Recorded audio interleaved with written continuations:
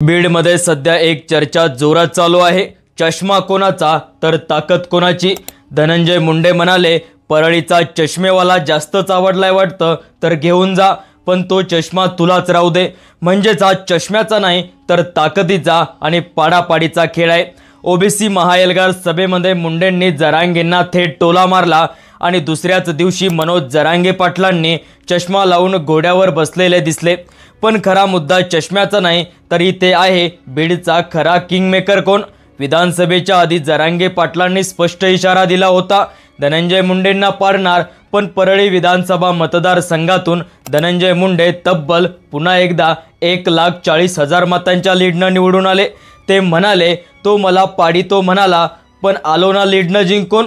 मग लोकांनी विचारायला सुरुवात केली, जरांगे फॅक्टर संपला आहे का? की तसं काही झालं नाही, कारण लोकसभा निवडणुकीला जरांगे पाटलांच्या प्रभावामुळे बजरंग सोनवणे निवडून आले आणि पंकजा मुंडेंचा पराभव झाला होता। म्हणजेच लोकसभेला जरांगे फॅक्टर जिंकला, पण विधानसभेला परळीमध्ये मुंडे जिंकले। मात्र परळीच्या बाहेर बीड, गेवराई, केज, माजलगाव या ठिकाणी जरांगे फॅक्टर जोरदार कामाला लागलं होतं। कारण बीडमध्ये मराठा विरुद्ध ओबीसी अशी जातीय समीकरण ताणली गेली होती। मराठा आरक्षण आंदोलनाने वातावरण पेटलं होतं आणि मनोज जरांगे पाटलांनी बीडमध्ये थेट मुंडे घराण्याला वर्चस्वाला आव्हान दिलं होतं। मराठा मत एका बाजूला आणि ओबीसी मत दुसऱ्या बाजूला असं स्पष्ट चित्र तयार झालं होतं। आता किंग मेकर कोण? धनंजय मुंडे यांच्याकडे अगोदर बघूया। त्यांच्याकडे पक्षाची ताकद, संघटन शक्ती आणि कार्यकर्ते आहे आणि परळीसारखा अपरिचित गड देखील आहे।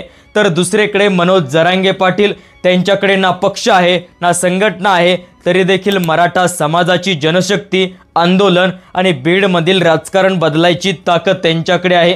त्यामुळे निष्कर्ष एकच होतो, मुंडेंना परळीमध्ये पाडण्यात जरांगेंना अपयश आलं, पण संपूर्ण बीडचं राजकारण बोळवण्याची जरांगे पाटलांची ताकद देखील यशस्वी ठरते आहे।